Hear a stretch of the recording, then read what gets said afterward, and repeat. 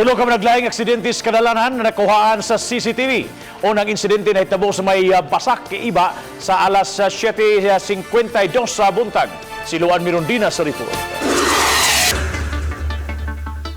Unang insidente nahitabo sa may basak iba alas 7:52 sa buntag niadtong Hunyo 11. Sa kuha sa CCTV, makita kining usa ka motorsiklo nga miliko pawala gikan sa usa ka gasoline station. Ang nagdanga-danga nga auto mihunong unta apan wa mo hunong ang naghaguros nga motorsiklo. Hinungdan nga nagkabangga ang duha. Samtang pagka alas 9:13 sa mao gihapong adlaw, laing aksidente sa motorsiklo ang nahitabo sa may Maximo Patalinghog Avenue. Atol sa go signal, nag-iyahay pagdagan ang mga sakyanan. Apan ang ligid sa usa ka motorsiklo naigo sa katapad ni ini nga tricycle. Hinungdan sa pagka-out of balance sa rider. Nakuhaan usab sa CCTV ang aksidente sa may Osmeña Street alas 10:07 sa gabi. Sa kuha sa CCTV, makita kining usa ka lalaking nagmotorsiklo nga kalit lang natumba nga way nakaengkwentro nga laing sakyanan. Nabantayan sa kuha sa CCTV nga sa layo palang daan, nag-ikis-ikis na ang dagan sa maong motorsiklo.